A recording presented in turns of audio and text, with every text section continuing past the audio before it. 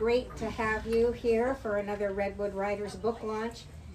Redwood Writers, as you know, is the largest writers club of the California Writers Club out of, 22 now clubs in 21 clubs in California. Roger is the president of the California Writers Association, so we're very proud of that. But this club has been doing anthologies way back when. One of the only clubs that was doing that, and then we started doing it really seriously every year. And in 2014, we did just a poetry anthology for the first time. And I was the liaison for the board for that and have been for many years since. And then Fran Claggett was the editor for the one we did the next year, in 2016. And then after that, these two, Les and Fran, the dynamic duo, they got together and they said to me, why aren't we doing this every year? Why are we doing it every other year? And I didn't have a good answer. And so here we are. We've been doing a poetry anthology every year. So Redwood Writers has a lot of poets and they pay a lot of attention to the poets, which is really wonderful. So, and without, at first I just want to introduce Chrissy Langwell. She's the president, and she's sitting next to a past president, who is her husband, Sean. And of course, Roger is a past president. I'm a past president. Who else? Who else is here?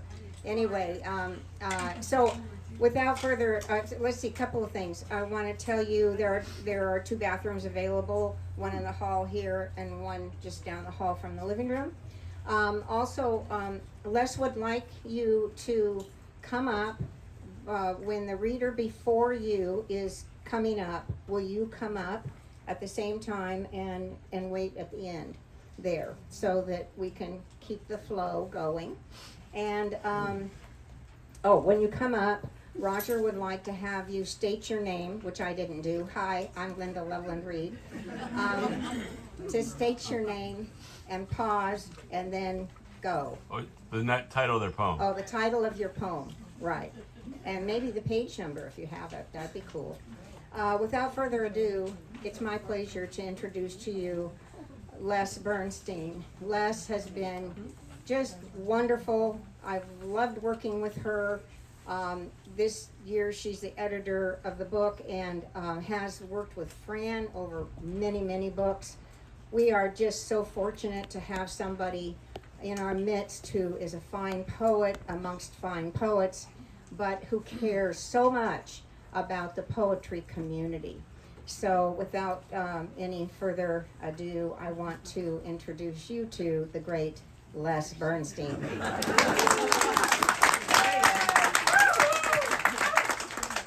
Hi, I am the great Les Bernstein.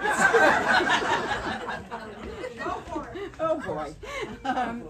I thought I would start today by reading you a poem about poetry, Ars Poetica. And this one's by David White, who I like a lot when he's not enjoying himself so much. So it's called The Lightest Touch.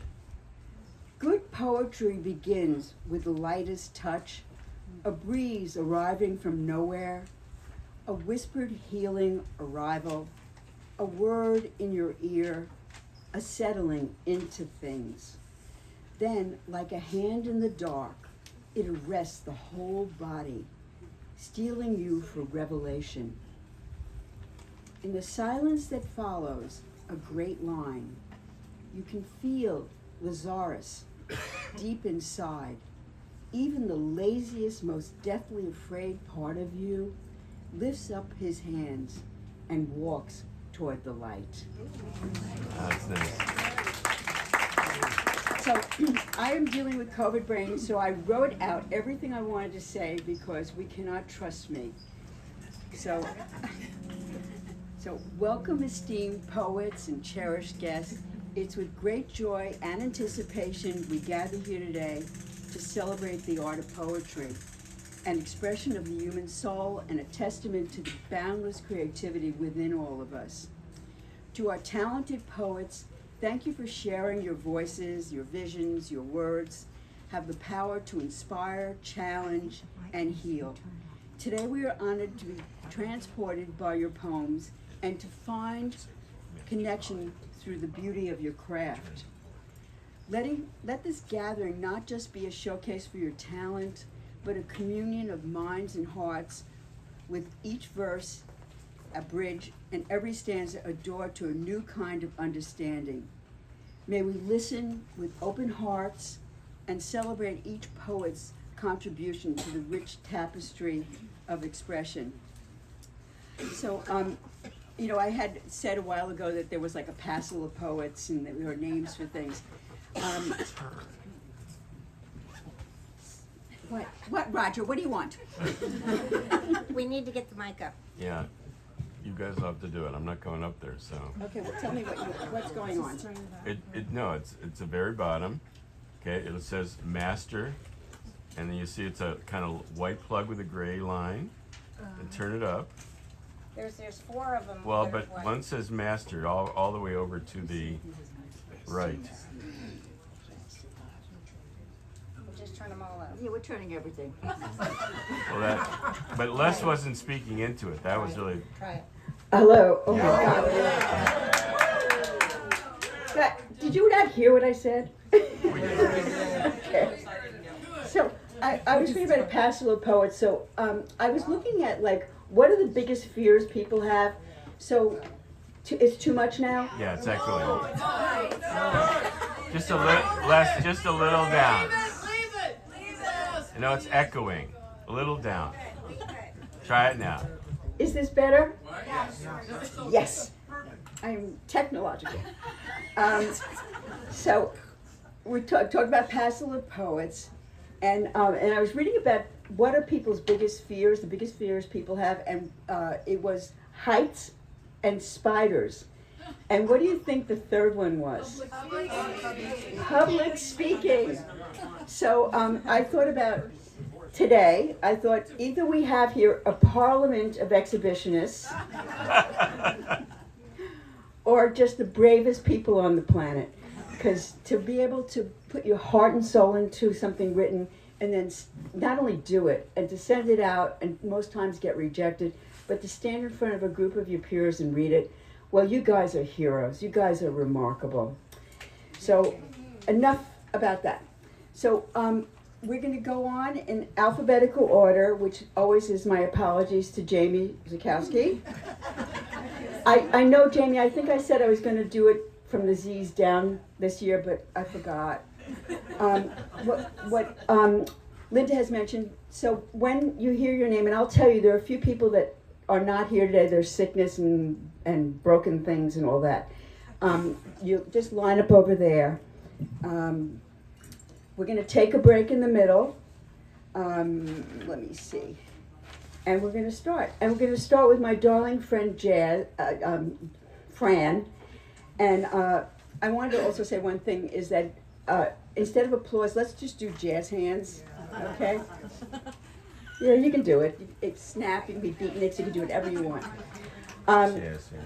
So one day, the anthology one day is dedicated to Fran Claggett Holland, who is a former co-editor, who will soon celebrate, listen to this, her 95th birthday. She's been the guiding North Star of the poetry community, maybe better stated, a true rock star, and a beloved friend to me and to all poets. I give you Fran Claggett Holland.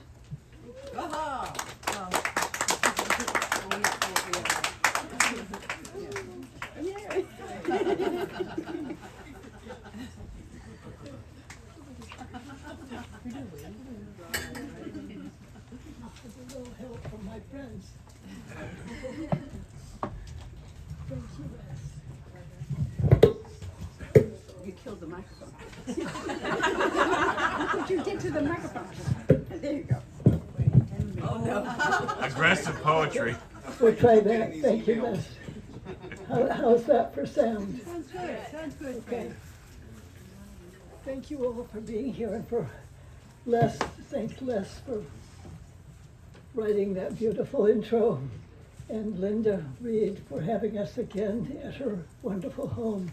I can't tell you how many times I've come here in celebration of one thing or another, and they're always wonderful.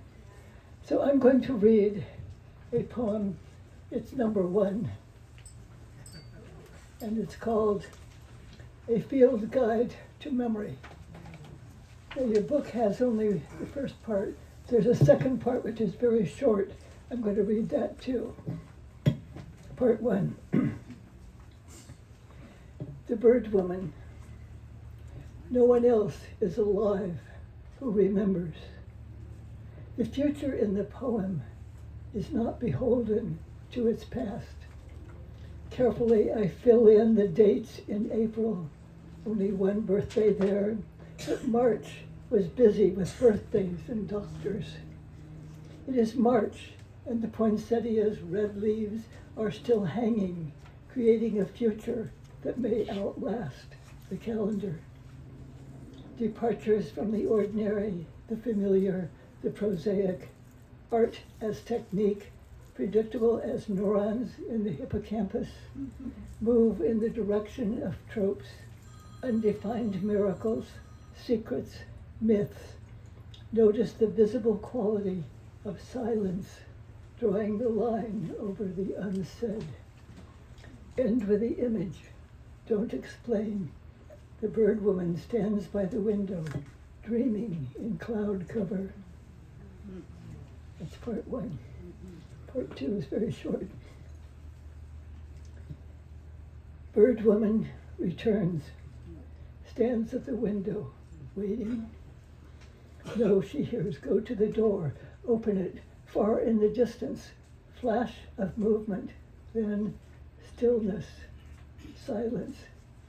She turns, sees in the window what lives in the silence, what was always there beside her, his relentless devotion. Anyone who has lost a dog, and I've lost one again recently, knows how that is.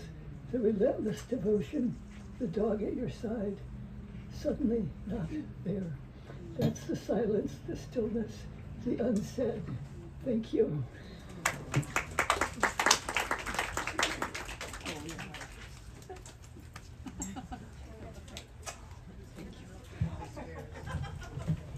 Our next reader is Barbara Ann Abbott, and she's going to be reading Burning Memory on page 7. Imagine following Fran.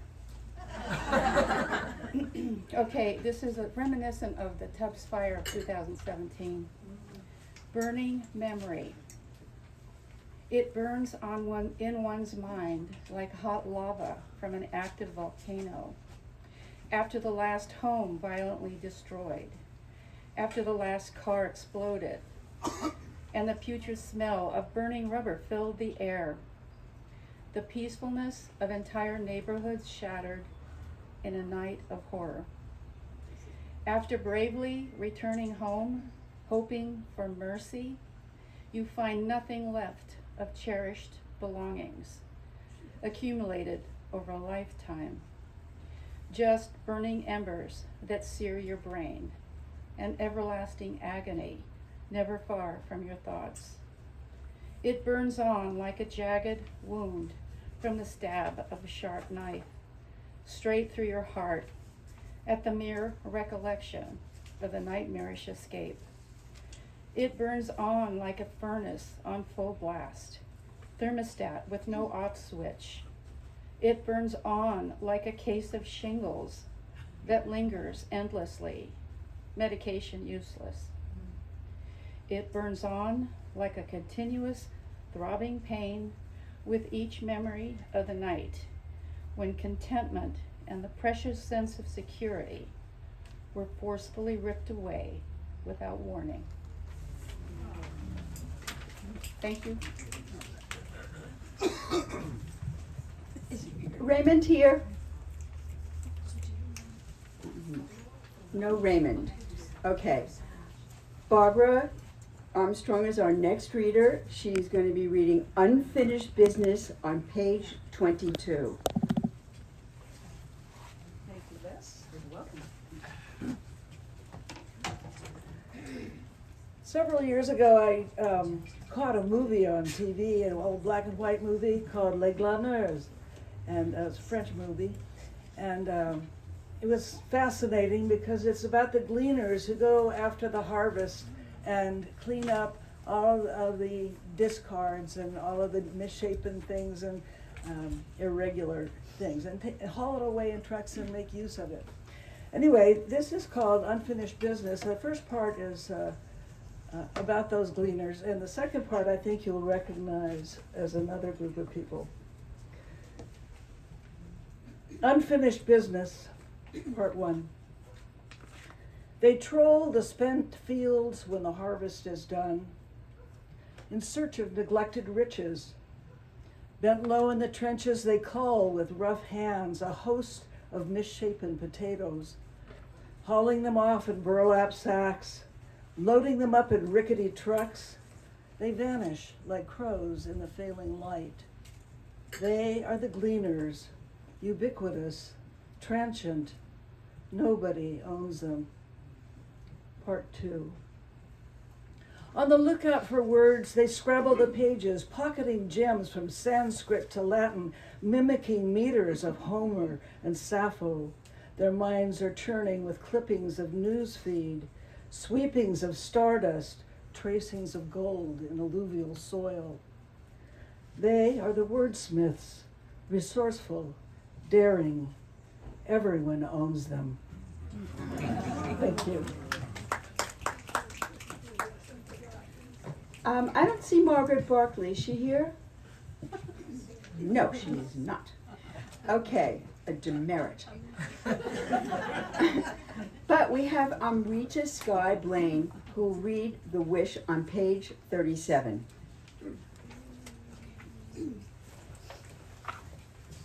Amrita Sky Blaine, The Wish. As I get old, this wish grows strong. Leave no trace, no name, no gravestone, no place to be found, but in squirrel play and billowing clouds, slant light spilling through birch on the hill, crickets and frog song, the chorus at twilight, spring breezes touch, and the creek's steady fall. Yeah. Our next reader is Leah Bowden. And Leah will be reading Condolences on page 39. Then I don't have to say all of that. Condolence. What no one can put away, burn, bury, sully, denigrate or soil. What no one can threaten or frighten, bully or terrorize, blacken or confuse.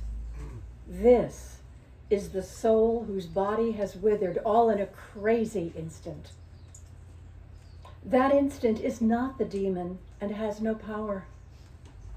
May the time it takes to yield to the love still loving you be the distance between this breath and the next.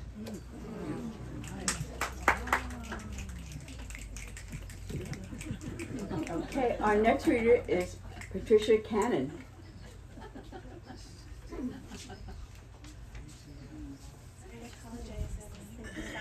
Just read. And I should say what you're doing. It'd be nice if I did that. This is Inger's Table on page 48. Hi everyone. Thank you so much for Les for choosing my poem to be in this beautiful anthology, and thank you Linda for providing this beautiful place to read it, and all of you fellow poets. Inger's Table. Generations unearthed treasures of gold around this wooden aisle, proverbs and parables shared over plates of lasagna. We departed with faces as hard as flint and sailed into a babbling sea, certain that our hearts would bloom amid broken stars and a blackened moon.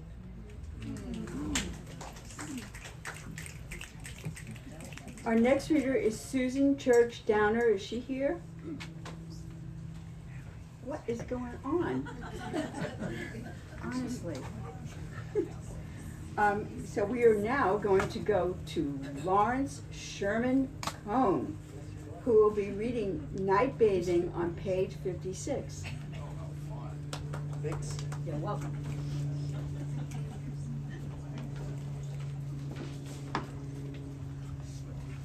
So this is a poem about a poem. Night bathing. Sleepless nights had me tossing my body in a round-the-clock roll, and a hypnagogic trance where all logic gave way to head voices with their callous cadence and ephemeral blockages and lost corridors, murmuring the repeated lyric lines of a heckling poem with syncopated stresses. Failing visions brought me to my senses. Knowing that water seeks its lowest plane, I bathed the poem in magnesium and salt, trying to ease its swollen feet. For a while, it floated so only its face rested above the saline waterline. Its muscles relaxed, and I relaxed. A poem at sea sleeps above the fathoms, no matter how deep or strong a rhyme. The porcelain tub shined from all sides. When I felt the oncoming sleep that heals the hurting mind and bones, the poem reposed in a purified state, finally hovering in the bedroom, no longer teasing at a dream's edge, ceasing to evade its essential aim. I slumbered, no longer indisposed, taken in by its metrical verse. Thank you.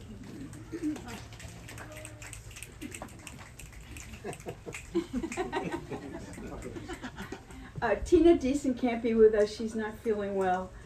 So our next reader is Sharon Donovan, who will be reading Autumn Muse on page 71.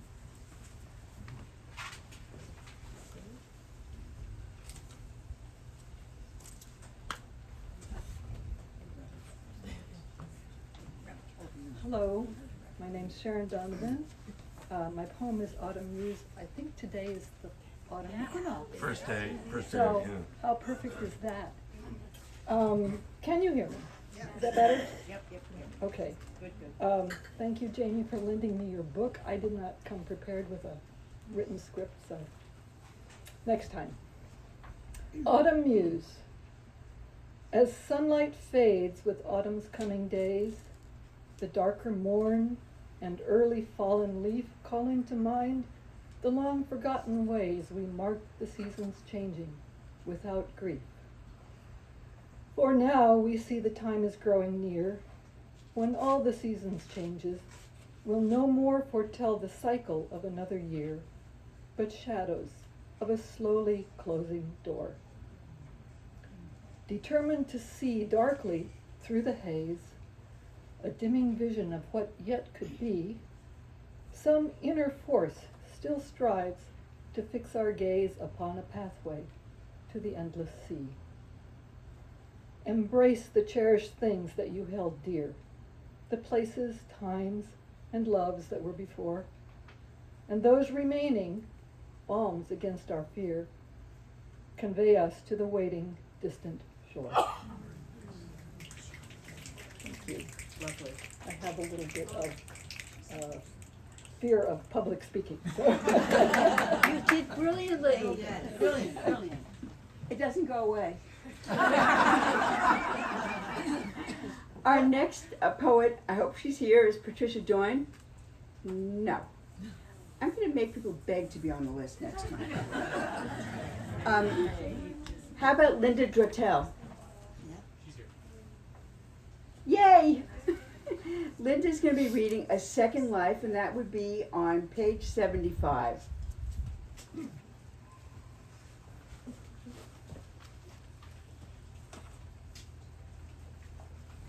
Thank you for So I coming. was reading through all your poems and I got so involved I lost my place. 75. Okay, my name is Linda and my poem is A Second Life on page 75.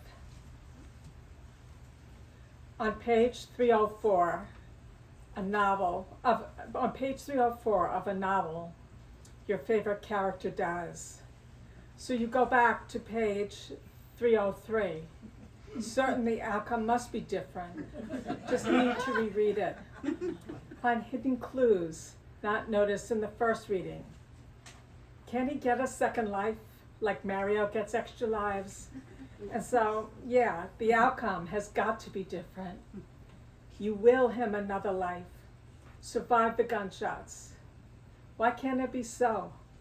What is the goal killing him accomplishes? Then you realize it's not a book you're reading or a video game you're playing, but you can't help yourself. You want to know. Why can't he have a second life? Or another life. I read it wrong. Our next reader is James Fox, and he will be reading Trek to Serenity on page 80.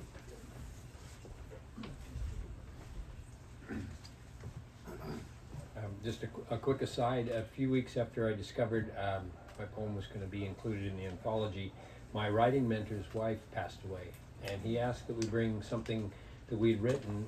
He's the leader of our little writers club, and I thought one day my poem, actually I asked him to accept it as an allegory of a life and a love well lived. So this is Trek to Serenity. Sparse evidence of the new day. The creeks murmur soft, the jays loud. Dawn struggles through a scuttling cloud. Dying wind warns, be on your way. High mountain pass we've yet to make. Yawn, stretch, pack, breakfast on the trail.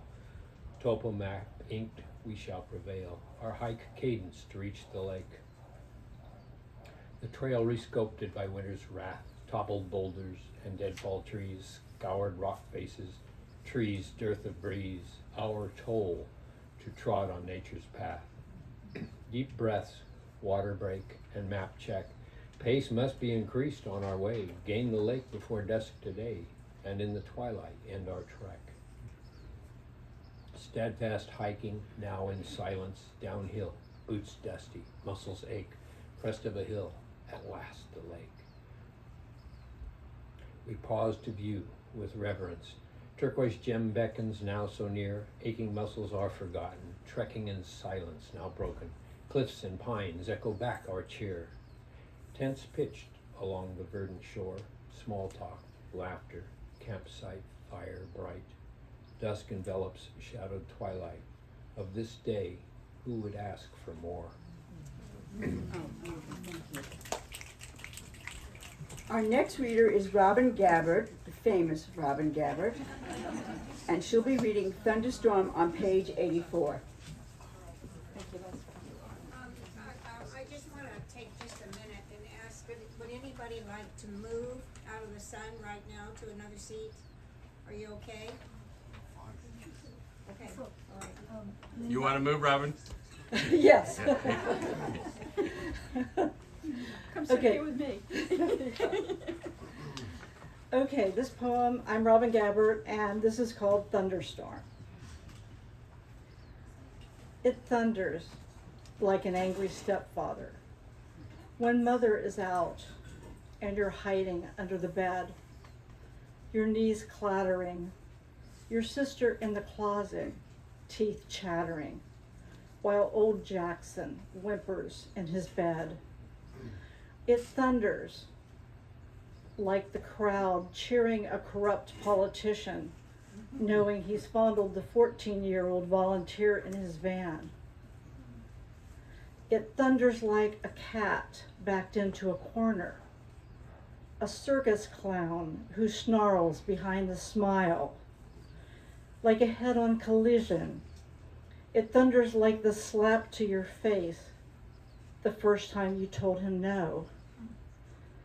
The first time the dog peed in the house, the first time he stubbed his toe and had no one else to blame. Like your stepfather's prayer, asking for forgiveness, saying he knew not what he did.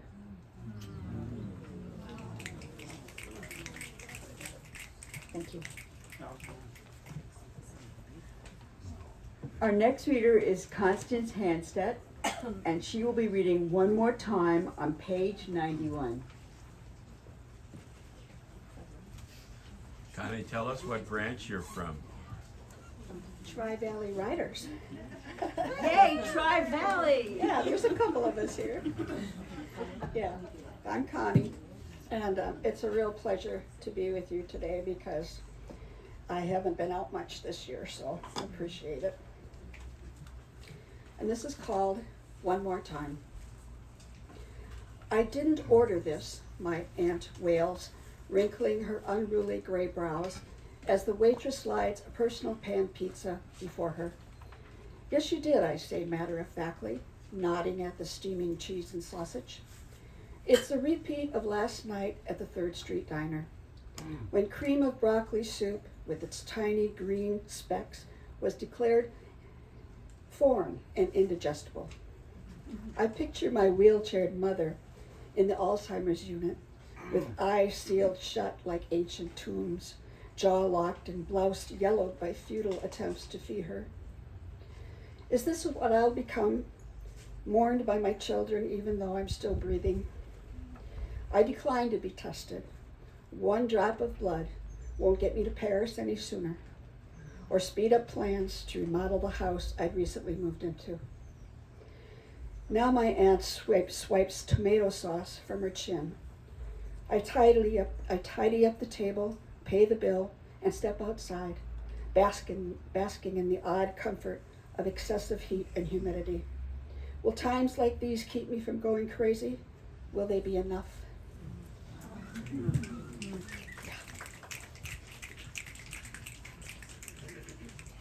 Our next reader is the glamorous Pamela Heck, who will be reading the title poem, One Day, on page 93.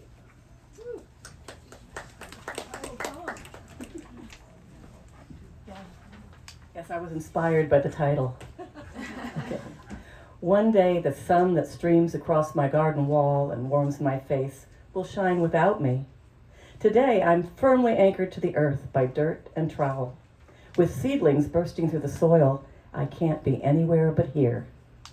One night, the moon that silvers earth and sea and all below will wonder where I've gone, and stars that shoot across the sky may fall without a wish when I'm not here to see. One day I will be gone, and all that is will still exist without me.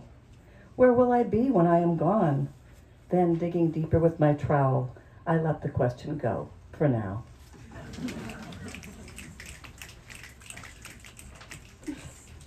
Our next reader is Lenore Hirsch, and she's going to be reading Learning to Make Do on page 104.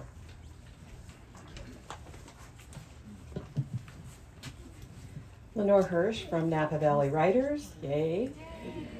And I just have to say, I don't usually do rhyme, but you know, there's a time for everything. Learning to make do.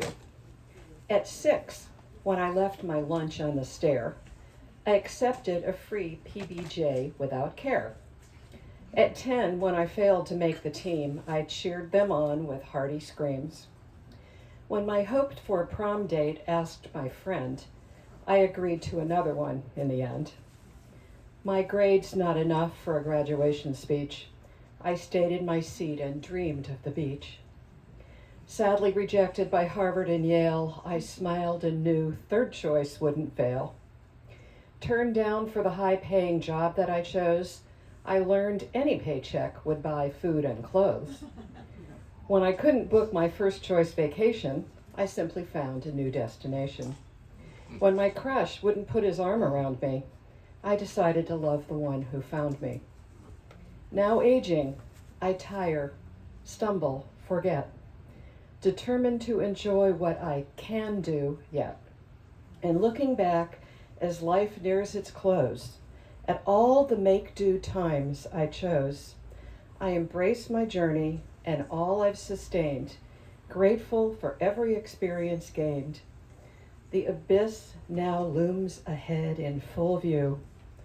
There's one last time I will make do.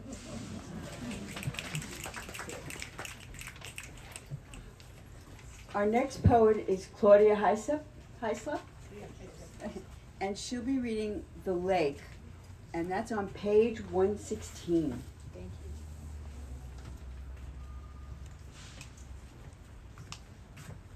you. So, I wrote this poem, revising it many times, about when I was a kid. Some of the older members of our family bought a cottage on Lake Erie in Canada. We lived in Michigan. And so those were some of the most cherished days of my childhood. So, lying in softest summer sheets, while a lunar stripe lights up the lake, and gentle waves tell the beach of their secret sojourn through the wake. Like a feather I float through clouds, from sturdy bed to vibrant forest, a verdant carpet at my feet, unaware that I am truly blessed. Magical and mystifying, I ask, is this a gorgeous dream or a placid, mundane sanctuary? Did I get here through a fairy door? In the morning, the sand warms my little toddler feet. The lake sparkles and shines, rejoices, welcoming the early heat. These memories soothe me now when I seek the calm, the peace, the sound of white caps rolling softly until meeting the expectant beach. Thank you. Okay, Margaret Barkley has finally shown up, but Alethea Eason is going to be reading. She's not in your program, but she is going to be reading for us. And she will tell you what her poem name is and the number. And then we will have Margaret Barkley.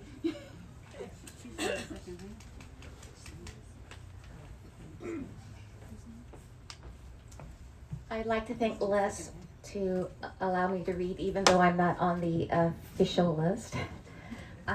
My name is Alethea Eason. My poem is called Pinos Altos, New Mexico, and it's on page 76.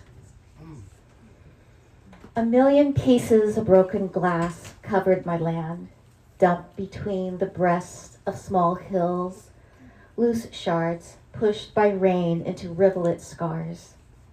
Winter sun made the arroyo spark. I worked the whole season, filled at least 50 bags of debris. Delicate iron scraps disintegrated in my leather gloves. I yanked barbed wire that traced the ground like centipedes on crack. I picked rusted bolts from gullies and a half of a motor entwined with grass. Bits of porcelain with painted violets scattered across the acres. Someone had brought flowered dishes to the camp.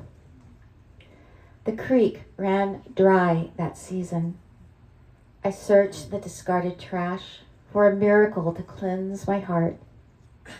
Rocks with copper capillaries, narrow and metallic green, surrounded anthills the size of flying saucers.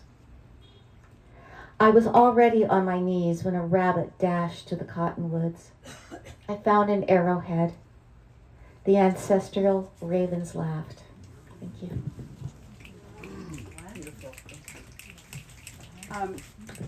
Margaret Barkley is now going to be reading Wheels, which is one of my favorite poems, and that would be on page 27. So sorry, Julie. What? It's okay. Hi, I am here.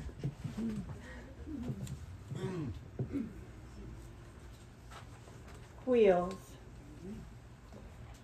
Shirley says he can't buy any more cars.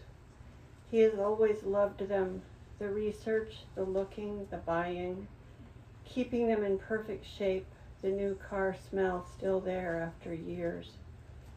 He likes to take drives out of their small town to see wildflower blooms on the hillsides, shows us the back road cut off over the mountain, slows for every pothole and what he calls washboard road, stops at every creek we pass over. That is a nice little pool. I got a good-sized rainbow there once. His latest addition is a big green tricycle with a basket on the back and a bell. A couple of years ago, he tried riding his 1970s Schwinn and reported that he could have ridden it. He just fell trying to get his leg over the crossbar. He researched and shopped, found the tricycle. Yeah, it's not going. There it goes. You're on. Okay. So we didn't get the part where I told you to sit down? Right. Okay. Do it again. Yeah. Sit down, Roger. Okay, so I thought I would just give you a few quotes on poetry from esteemed poets. So the first one is, poetry is when an emotion has found its thought and the thought has found words, and that's from Robert Frost. A poet is, before anything else, a person who is passionately in love with language. That's Auden. Poetry is the spontaneous overflow of powerful feelings. It takes its origin from emotion recollected in tranquility. Wordsworth. Poets are the unacknowledged legislators of the world. Shelley. And poetry is an echo asking a shadow to dance, and that's Carl Sandburg. Oh, yeah. Okay, our first reader is going to be Raymond Louis Acevedo, who had traffic issues. So, where are you, Raymond? Here he comes. And Raymond is going to be reading. Where are you? He's going to be reading "The Afterlife Hangs on the Wall" on page 11. Thank you very much. And thanks for hosting this event. This is really great. I'm really appreciative and grateful for this. This is my first poem to ever get published. So. Oh, goodness. Congratulations. Hooray for me. So the title is "The Afterlife Hangs on a Wall."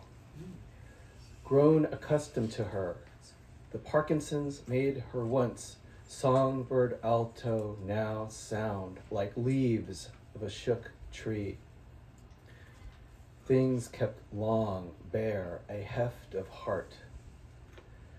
She tells me of the last physical thing from her parents, an oil painting of a road to an English house in a village, shades of tan, blue roof, window panes glow saffron within.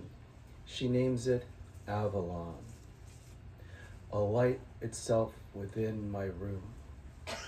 Where you want to go, where you want to end up. Every beloved pet, family, and friend are there. Standing water in our eyes as she recalls. Her ember brightens and dims. A positive valence glows as her matter-of-fact tremors remain spare and stark in the fluorescent tube lighting of the skilled nursing home. We are made of memories when we come to the end. Beyond sorrow I press, bright moments, happy ornaments, strung through decades keep us whole. It can give comfort on a rainy night with the sounds outside and the fire burning inside. In her home proper, the afterlife hangs on a wall.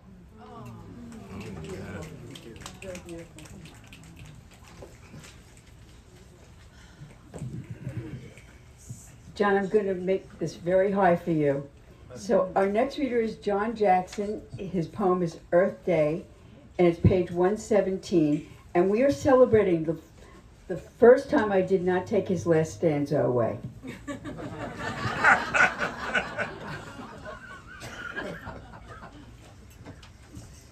Sounds like you know what she means. But I've arrived. It's amazing. Earth Day. I'm John Jackson. This is Earth Day, and Earth Day is an ekphrastic poem. If I tell you a story, will you believe me? We go 10 million miles each time you sleep. Your local market is closer, only 1 million or so when you finally get there. We spin and fall through space, that vast, empty entropy. The planet creaks and groans, tending its itchy load of sky and meaning, love and loss, one and the other. We have oceans and oxygen, carbon and fishes who swim, bare feet on grass, visions and dreams, and stars, stars in the sky. Gravity runs her fingers through our hairs, holds moon's fair face for us to see, pulls us always into the flame, draws everything closer to mystery. But for you, it's the sun that sets, the sun that rises, your ground secure, your time is reliable, and so are traffic and mountains, nations and ideas, and life and death, and the sun that sets, all in one short day. Thank you.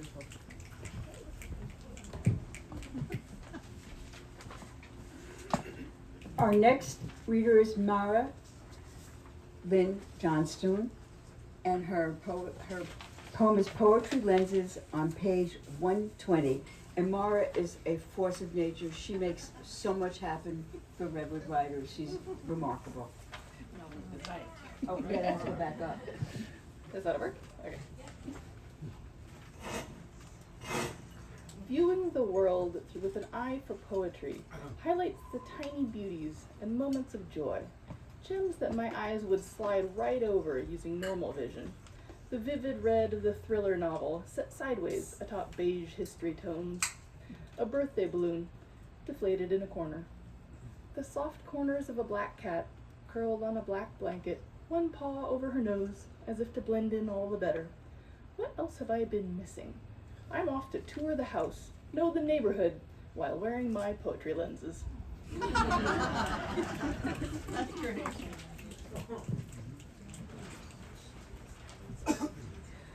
Our next reader is called Katie. He's going to be reading Rituals, and Rituals can be found on page 127.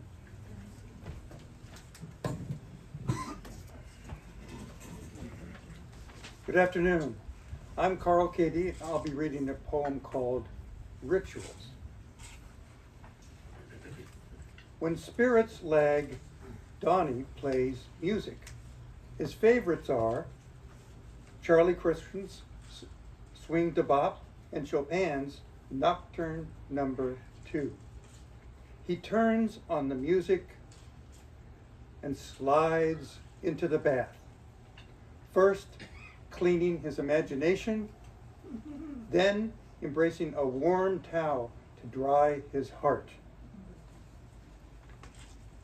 Setting aside knee pain, heart disorders, and the ever-pending lack of money, Donnie cradles each day, feeds it with enough care and energy for grace to poke through the day's soil.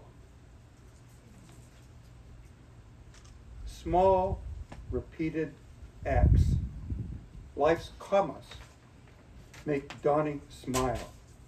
If people misunderstand, he says, just call me Enigma, a promise or a joke.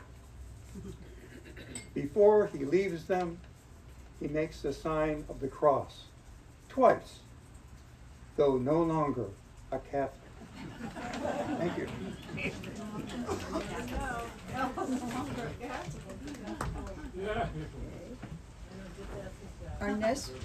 Our next reader is Chrissy Langwell, President of Redwood Writers. Yes, just do whatever you want to. Whatever you want to. Okay. Hi, I'm Chrissy Langwell. I am president of Redwood Writers, and before I read my poem, I just wanted to do a quick little plug because we have a couple of events coming up for those of you who love readings like this. The first one is this coming Saturday or Friday and Saturday. We have our In the Dark performances, which is we held a submission contest and several local writers were chosen. One of them is Alethea, who is one of our readers today, and Mara, who you just heard. So if you'd like to hear more, come this Friday at 7:30 to the Finley Center, or Saturday at 2:30 is Saturday, 7 p.m. is Friday. It's $25 for tickets, and it's going to be such a great time. And Hillary is one of the actors, so it's fabulous. And then our other one is we have our prose anthology that is coming out, and it's going to be here October 13th. And if you'd like to come, go talk to Linda, get your name on the RSVP list, and you can enjoy more readings. Or send her an email. And I also want to thank Linda for opening her home, for Les for always doing a fabulous job, and for all of you, thank you so much. So anyways, I'm Chrissy Langwell. My poem is Vulnerable. The sky is a rosy pink, lit ablaze by strange fires, flushed with a romantic glow. I sit here with my pen, looking out at the hazy sky, wrapped in a bathrobe, having washed your scent from my skin. I'm feverish from the heat, not to mention the shock, over the longing that won't rub clean. I didn't see it coming, and I am suddenly silent, unsure of the words that will wrap around whatever it is they need to cover. The sky is on fire, and surely it's my fault. The shreds of my heart carried out on the sleeve of your jacket left me breathless in vulnerability. I swallowed the word stay, watched as you walked away, felt overcome with regret for not speaking up, for being so careless in the first place. And all I can do now is sit in the dimming light, witness the sky turn from pink to purple, and then fade to black, as our scene ends in your mind and hits replay in mine.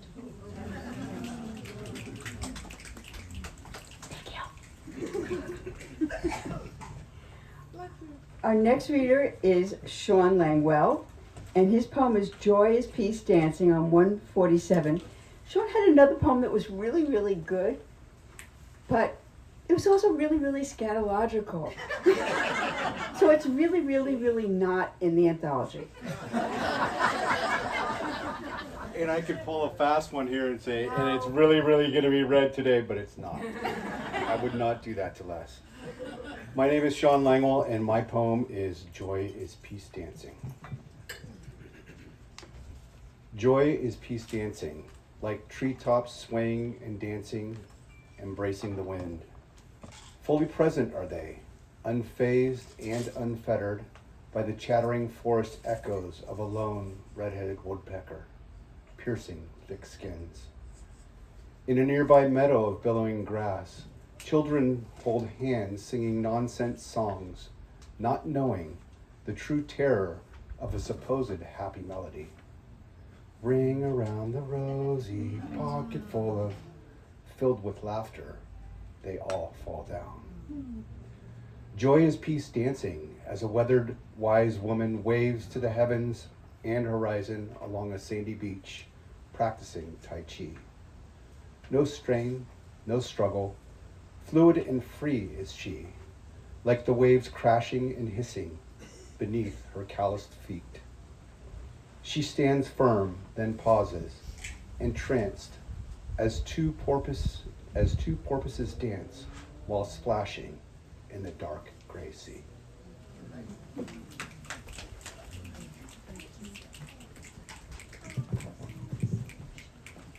Our next reader is Betty Less. And Betty Less is going to read her poem Shade on page 151.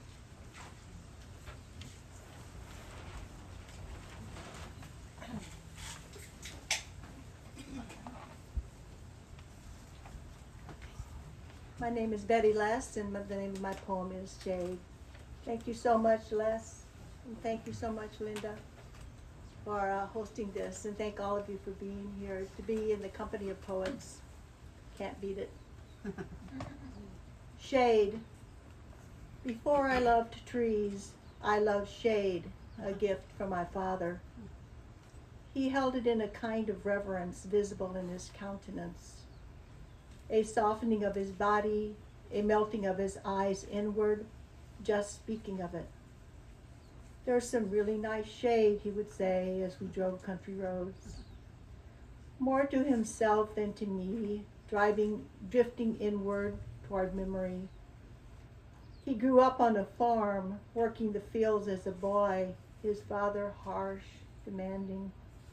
He worked on trains for a living under the same blistering sun. I wanted to know more, his thoughts and feelings, what life was like for him, but he wasn't a talker. All he could give me was a gift of noticing how to size up a tree, the breadth of its canopy, the relief of its shade. Oh, yeah. We always say that Betty Less is our own very own Mary Oliver. Yeah.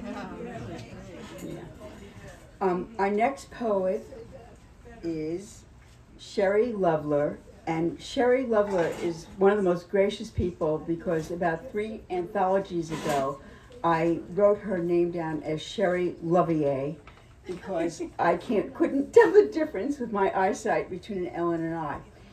And so Sherry is going to be reading Possessions, and it's on page 157, and she was so kind about this mistake. So.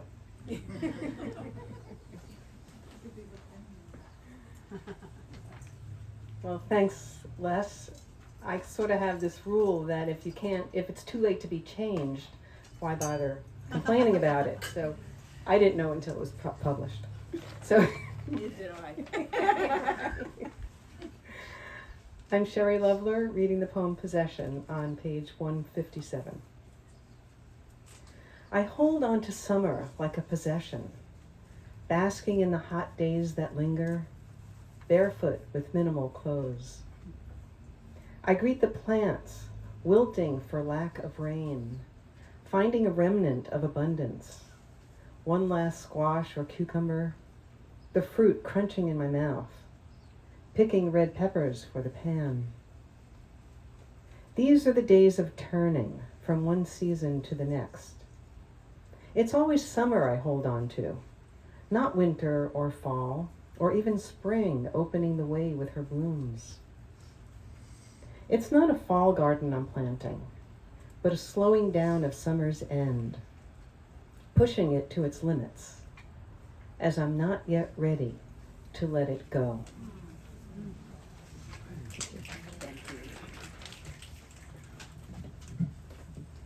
So our next reader is Roger Lubeck, who I talk to almost every day, and when I don't talk to him and I call him, I said, "Did you miss me?" He says, "No." So Roger will be reading It Will Be Clear, and it's on page 159. I don't know, why don't you miss me? I do. Absence, makes the heart grow fonder. Yes, so you said. Because I know when you call me, it's going to be a problem. I'm Roger Lubeck. It will be clear. In the mailbox on a mountaintop, I find a pencil stub, a pack of note paper, and a stack of folded notes stuffed into a sack. Letters from other adventurers, notes that have names, dates, poems, and well wishes from the other lonely wanderers. Flattening a scrap of paper on a rock, I write my name and the date, evidence that I made it 9,980 feet, evidence that I exist. In a postscript, I leave a riddle for the next explorer. One day it will be clear, I write. Picking up my pack, I start down, leaving some future traveler to consider my meaning. Now, if you don't believe that, Here I am at 9,985 feet on Mount Naomi. Thank you.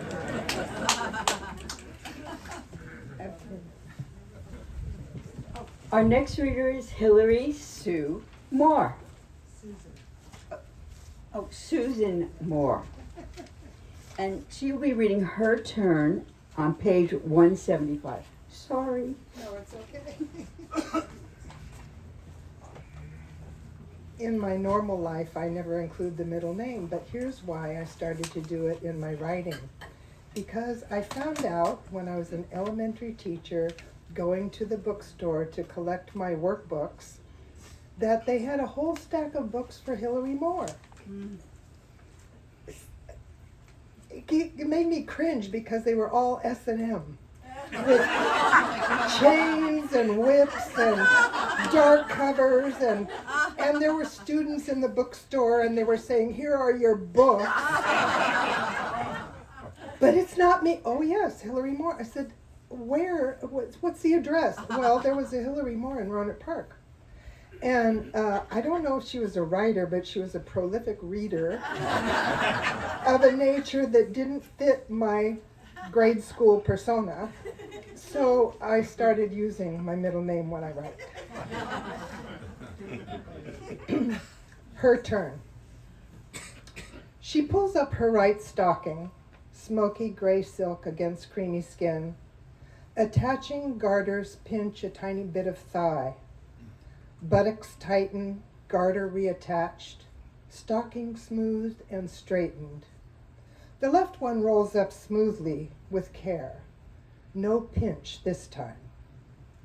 The bra is easy, has more use, and seems to know just how to fit exactly as each breast is lifted slightly into each cup. The dress, a fluid piece that slides over head and body in one easy swoop. It clings enough to show the tiny bits of flesh that swell on either side of bra and garter belt. She grabs the bedside brush and slowly smooths through tangled hair until the strands are free. One clip holds it off her face. Standing in the doorway, she looks back across the bed.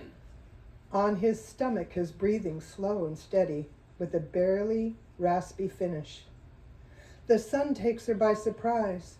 It shines just so that it catches the reddish tinge of his body hair, gives him a golden glow. The jagged scar beneath his shoulder blade is white, unreal against the suntanned skin. His face, somehow soft and boylike in rest, belies quick-tempered, domineering rule. She steps back toward the bed, reaches out, about to stroke his back, but drops her hand as he, in one long breath, turns on his side. She turns her back on him and chokes goodbye as she steps through the door.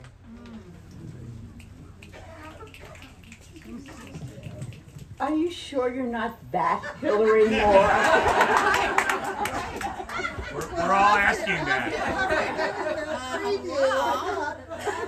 That Susan's fooling no one. Our next reader is Catherine Shea, better known as Kathy Shea, and she's reading Monday, Robber of My Quietude, on page 209.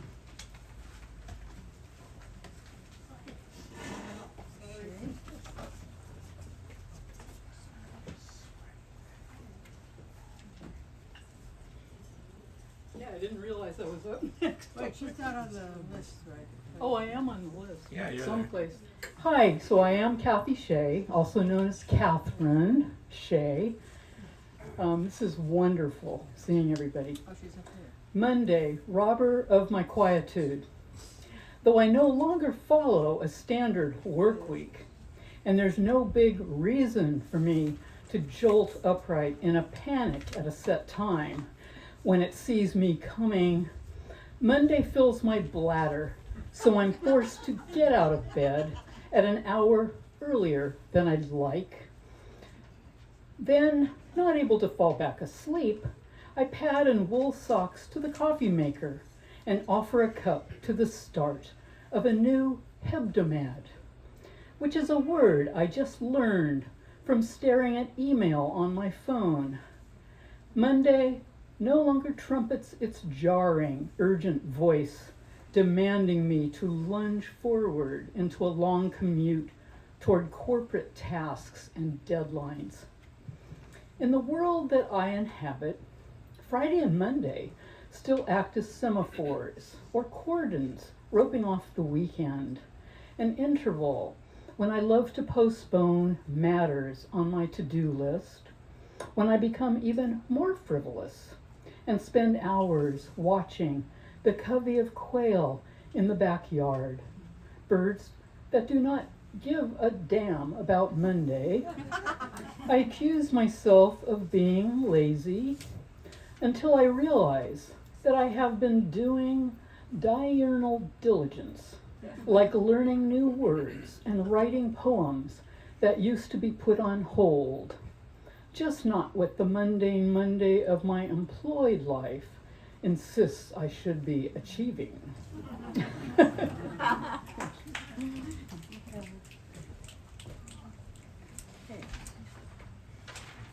Our next reader is Lisa Schulman.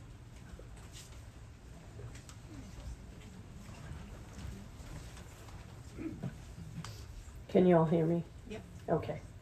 I am reading Death's Ensemble on page 217. Excuse me. I dress myself in dead friends' clothes, jewel-toned scarves, woolly sweaters, and socks silken as rain. The face in the mirror is mine, but the rest is Death's ensemble. My aging frame a skeleton shrouded in outfits of other women. My legacy a black jacket, shirt the color of ripe peaches, crumpled tissue in a pocket, toothpick in a handbag. All the fabric that brushed their skin, the intimate trash their fingers touched, these small things still speak with voices I remember. Perhaps the childhood ghosts of empty sheets and flapping coats were simply clothes of the dead longing to warm the bones of the living once more. Thank you.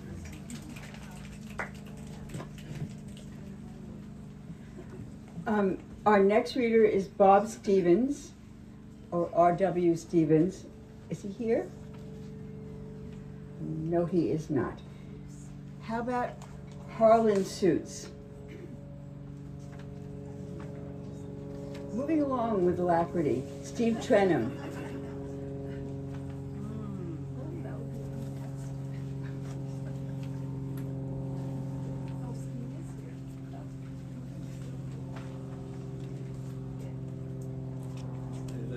You wearing your jammies? I'm only an hour and a half late, and I didn't take the time to change out of my pajamas. And I don't have a poem. I don't even know what my poem is. Oh my God. All right, hold on a minute. I'll tell you what your poem is. Well, you're obviously not a Boy Scout. 232. Hi, Fran.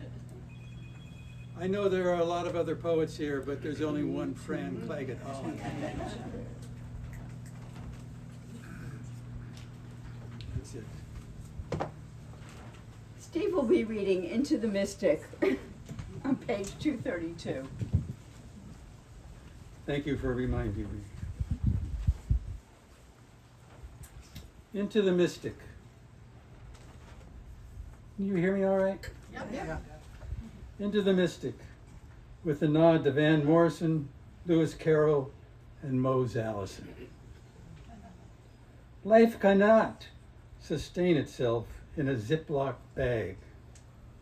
It needs wind in its sails to carry it out to sea, no matter how high or how rough that sea might be. Into the Mystic, that's where I want to go. A surprise at every turn. What a way to learn. I have known humdrum schools and had jobs chasing aphids and Dewey Decimals, but my mind is drawn to imaginative worlds with rabbit holes and parachutes. The tea party doesn't interest me, unless it's the one with a mouse at the table and a hat that's gone mad. The cat with a grin knows where I live, under the tum-tum tree where its burgeoning shade is feared by the bandersnatches of the world. And in that shade, I shall have a dalliance with a dimple-cheeked girl in sailboat pajamas who sets into motion the notion that if you go into the mystic, you will live the life you love and love the life you live. Oh, you're taking the book back? Yeah, go buy one.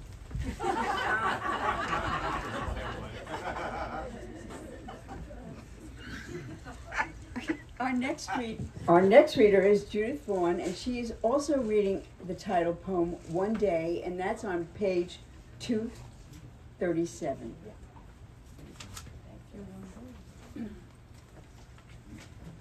Hello, I'm Judith Vaughn, and the poem I'm reading is One Day. One day, as in the next, moon radiates in blue black sky. Some days in full shining regalia, others a sliver, a prelude. Ancients, awestruck each time it rose in distant sky, hearts filled with reverence for its magic. A silver god orchestrating stars dancing. One day as in the next, sun rises, a golden orb pushes the dark aside until its full dawning reveals the joy of awakening to all in its light. A baby is born into dawn's magic, all her days full of wonder for silver moon and dancing stars, for rising sun and summer winds, for brilliant colors of crimson fall, for winter chill and icy rain, for spring awakening again. Thank you. And with great apologies to Jamie Zukowski, for always being our very last reader. I always promise her I'm going to start with the Z's and somehow I forget. But Jamie will be reading The Old Wood House on page 244.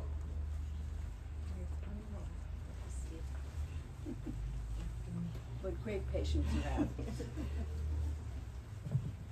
Hi, I'm Jamie Zukowski, and my poem is on 244, and it is a villanelle about a 1885 Victorian house dear to my heart on a hill above the Castro. The Old Wood House. In a sunlit rise above the bay, where cows once pastured on Night Kite Hill, an old, old house has words to say. Once painted burgundy, olive, then gray, on redwood felled and sent to the mill, to a sunlit rise above the bay. When delivery horses sounded their neighs, and coal stoves warmed summer nights chill, an old wood house had words to say. Built strong to stand above the fray, neighbors copied the carpenter's skill throughout the hills around the bay. In a new century there came a day with earth and fires, a test of will. The old wood house had something